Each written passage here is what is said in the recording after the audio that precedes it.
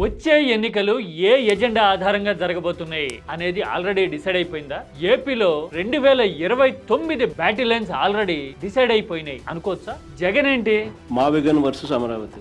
He will stand by it. Let's see how people will vote. చూశారు కదా, మావిగన్ versus Amaravati. జనం ఏం చెప్తారో చూద్దాం అన్నారు కదా. అంటే జగన్ ఇదే ఎజెండాతో జనంలోకి వెళ్ళబోతున్నారా? పైగా ఎస్ఐఆర్ లాంటి విషయంలో జగన్ కీలకంగా అంతకు మించి జనం ఆలోచనలో పడేలాగా చేసిన కామెంట్లు ఇప్పుడు రాష్ట్రంలో మరీ ముఖ్యంగా దిగువ మధ్య తరగతి పేద వర్గాల్లో తీవ్ర చర్చనీయమవుతున్నాయి. పైగా చాలా అరుదుగా మాత్రమే జగన్ దళిత్ క్రిస్టియన్స్ లాంటి సెన్సిటివ్ విషయాలను ప్రస్తావిస్తారు కదా. ఇప్పుడు అదే టాపిక్ మీద డీటెయిల్డ్ గా మాట్లాడడమే కాదు, చంద్రబాబుకి సవాల్ విసరడాన్ని బట్టి చూస్తే జగన్ 2029 ఎజెండా మీద ఆల్రెడీ అడుగులు వేయడం మొదలు పెట్టారా అని అనిపిస్తా ఉంది. నేను 3 అంశాలు చెప్పబోతున్నా. ఇందులో 2 అయితే జగన్ తరచుగా ప్రస్తావించినవి, అంటే రేర్ గా మాత్రమే మాట్లాడే టాపిక్స్. మరి ఇప్పుడు ఎందుకు మాట్లాడారు? 2029 ఎజెండా సెట్ అవుతూ ఉందా? చూద్దాం రండి.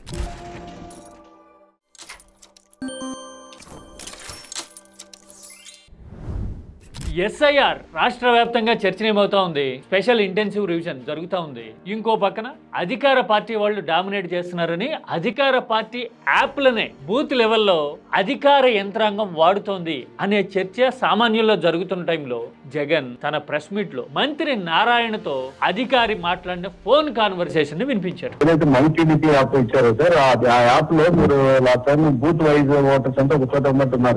విన్నారు కదా, టీడీపీ యాప్ నే వాడుతున్నాము అని అంటం చూస్తే అసలు ఎస్ఐఆర్ విషయంలో ఏపీలో ఏం జరుగుతుందో ప్రజలందరూ అర్థం చేసుకోవాలి అని జగన్ కోరడమే కాదు, ఒక సెన్సిబుల్ అంతకు మించి పేదల జీవితాలకి సంబంధించిన అంశాన్ని తనదైన స్టైల్లో జగన్ ప్రస్తావించారు. కొంచెం డీటెయిల్ గా చూపిస్తా, బయట చూడండి. ఈ స్వార్థ రాజకీయాల కోసం అనాలోచితంగా ఈ పేదవాడి ఓటును తొలగిచ్చేస్తే ఓటర్ అనేవాడు ఓటరు మంచి చేసి ఆ మనసు గెలుచుకొని ఓటు వేయించుకో, అది వేరే విషయం. గానీ ఈ మాదిరిగా నీకు ఓటు వేయరని చెప్పి ఓటర్ లిస్ట్ లో నుంచి పేరే తీసేస్తే ఏ రాష్ట్రానికి సంబంధించిన ఓటర్లు వాళ్ళు, పోనీ ఏ దేశానికి సంబంధించిన ప్రజలు వాళ్ళు అవుతారు?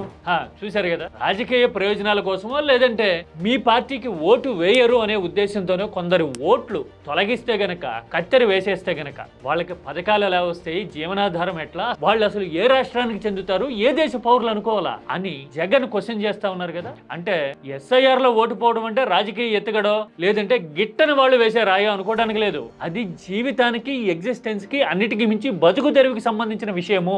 అందుకోసం ప్రతి ఒక్కళ్ళు జాగ్రత్త పడాలా అనే విషయాన్ని జగన్ తనదైన స్టైల్లో చెప్పారు. ఓటు లేకపోతే పథకాలు ఎక్కడి నుంచి వస్తాయి అనేసరికి సామాన్యులకి, మరీ ముఖ్యంగా పేదలకి గుండెల్లో రాయిపడే విషయం కదా, వెన్నులో వణుకు పుట్టే విషయం కదా. అందుకోసమే ఎస్ఐఆర్ తీవ్రతని ప్రాక్టికల్ రియాలిటీతో జగన్ పోల్చి చెప్పిన తీరు ఇప్పుడు జనంలోకి దూసుకుపోయే పరిస్థితి. మరి ఈ కామెంట్ ని ప్రాక్టికల్ గా ఆధారాలతో అధికార పార్టీ కౌంటర్ చేయగలుగుతుందా? ఇది ఫస్ట్ ఇష్యూ. ఇక రెండోది తీవ్రమైన ఇష్యూ, దళిత క్రిస్టియానిటీకి సంబంధించి రాష్ట్ర వ్యాప్తంగా చర్చ జరుగుతూ ఉంది. ఆ రిచువల్స్ ఫాలో అవుతూ ఎలా ఉంటే మీకు రిజర్వేషన్లు కావాలా, దొండ మాటలు చెప్పి తీసుకెళ్ళిన మతం కావాలా? కీలక స్థానాల్లో ఉన్నవాళ్లే మాట్లాడుతుంటే ముఖ్యమంత్రి ఎందుకు కట్టడి చేయడం లేదు అని జగన్ అడిగారు. అంటే రఘురామకృష్ణరాజు పేరు ప్రస్తావించకుండానే జగన్ ఈ టాపిక్ ని రైజ్ చేశారు. ప్రభుత్వంలో ఉన్నవాళ్ళు, పదవుల్లో ఉన్నవాళ్ళు, దళిత క్రైస్తవుల సహా ఇతర కులాలను టార్గెట్ చేస్తూ అన్యాయంగా అవమానకరంగా మాట్లాడుతూ ఉంటే ముఖ్యమంత్రి అనే వ్యక్తి ఏం చేసినాడు? దగ్గరుండి వెనకాల నుంచి ప్రోత్సహిస్తాడు. ఆ తర్వాత తమ హయాంలో ఎలాంటి స్టాండ్ తీసుకున్నామో అనే విషయాన్ని ప్రస్తావించారు. మతం మారితే పేదరికం, సామాజిక హోదాలు ఇవి మారవు, మతానికి వీరి రిజర్వేషన్స్ కు ముడిపెట్టడం ధర్మం కాదు అని చెప్పి మేము ఏకంగా అసెంబ్లీలో తీర్మానం చేశాం 2023 మార్చి 24. మతం మారినంత మాత్రాన ఆర్థిక పరిస్థితి ఏమీ మెరుగుపడదు కాబట్టి మతం మారితే రిజర్వేషన్లు పోవాలి అనే విధానం కరెక్ట్ కానే కాదు. అసెంబ్లీలో తీర్మానం చేశాము, జస్టిస్ కేజీ బాలకృష్ణన్ కి రిప్రజెంటేషన్ కూడా ఇచ్చాము అనే విషయాన్ని జగన్ డీటెయిల్డ్ గా వివరించారు కదా. తీర్మానం చేసిన తర్వాత ఇదే బాలకృష్ణన్ కమిటీ ఇప్పుడు ఏదైతే అధ్యయనం చేస్తా ఉందాం, ఆయన దగ్గరికి మా టీం పోయి ఆయనకు ప్రెజెంటేషన్ ఇచ్చింది, రిప్రజెంటేషన్ ఇచ్చింది, ఆర్గ్యుమెంట్ ను వినిపించింది. ఇలా వివరించి దళిత క్రిస్టియన్ల విషయంలో రకరకాల కామెంట్లు చేస్తా ఉన్నా, రెచ్చగొడుతున్న సొంత పార్టీ నాయకుల్ని ముఖ్యమంత్రి ఎందుకు కట్టడి చేయడం లేదు అని క్వశ్చన్ చేయడమే కాదు, మతం మారితే రిజర్వేషన్లు రావు, ఇవ్వం అని చెప్పగలరా అని ఓపెన్ ఛాలెంజ్ చేశారు. దళిత క్రైస్తవులకు రిజర్వేషన్ ఇవ్వాలనా లేదా? చంద్రబాబు నాయుడు గట్టిగా అడుగుతాను, నీ స్టాండ్ ఏంది చంద్రబాబు అని.